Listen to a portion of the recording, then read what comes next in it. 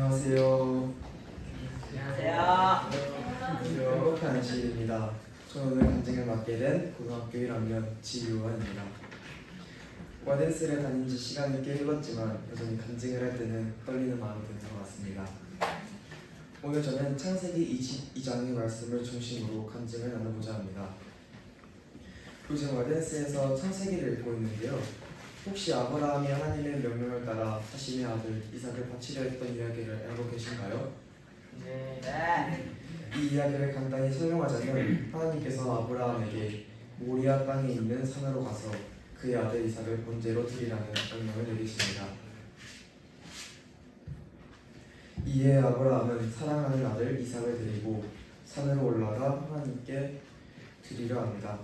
그러나 아브라함이 이삭을 번제로 바치려는 순간 하나님께서는 이를 멈추게 하시고 아브라함의 하나님을 향한 기쁜 믿음을 칭찬하시며 그에게 축복을 베푸십니다.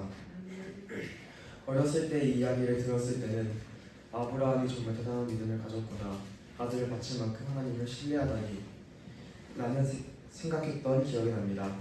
하지만 오늘 제가 전하고자 하는 핵심 주제는 아브라함의 믿음이 아니라 이삭의 순종입니다.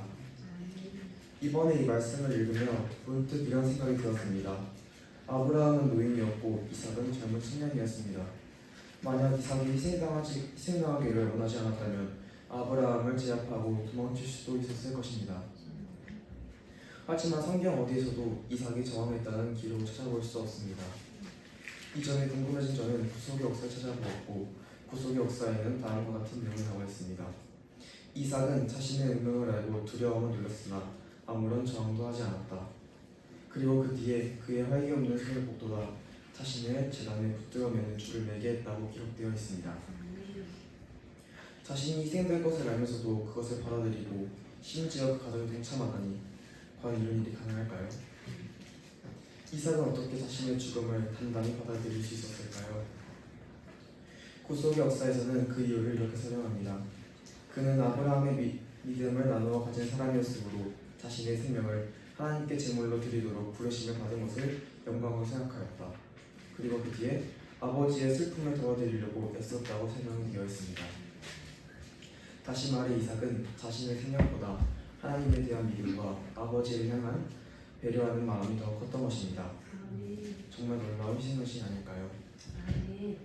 이후의 이야기는 우리가 잘 알고 있듯이 하나님께서 아브라함의 손을 멈추게 하시고 그의 민족을 그 믿음을 칭찬하시며 큰 축복을 약속하십니다.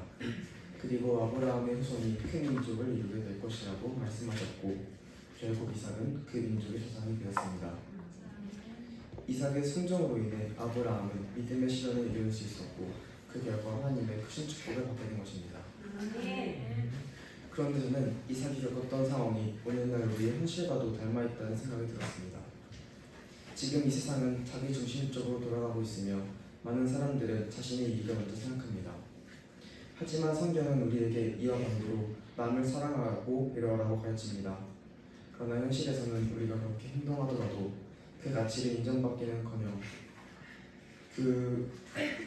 때로는 악용될 때도 있습니다. 이러다 보니 성경 말씀대로 살아가는 것이 손해처럼 느껴지지 않으신가요? 하지만 하나님께서는 우리가 이삭처럼 순종하며 살아갈 때 아브라함과 이삭에게 주셨던 것보다 더 큰 축복을 하나님께서 준비하고 계십니다. 바로 약속의 재림의 날에 그 어떤 고난보다 더 큰 기쁨과 행복 말입니다. 성도 여러분, 지금은 이삭처럼 남을 사랑하고 배려하는 것이 쉽지 않고 때로는 손해보는 것처럼 느껴질 수도 있습니다. 하지만 우리가 하나님의 뜻에 순종하며 살아갈 때 더 큰 행복과 기쁨이 우리를 기다리고 있다는 사실을 잊지 않으시길 바랍니다. 마지막으로 기억절 하나 읽어드리겠습니다. 우리가 성을 행하되 낙심하지 말지니 피곤하지 아니하면 때가 이름에 거두리라. 갈라디아서 6장 9절 말씀. 이삭의 순종을 본받아 하나님께서 기뻐하시는 삶을 살아가는 성도 여러분들 되시기를 간절히 기도하겠습니다. 제 짧은 감정 들어주셔서 감사합니다.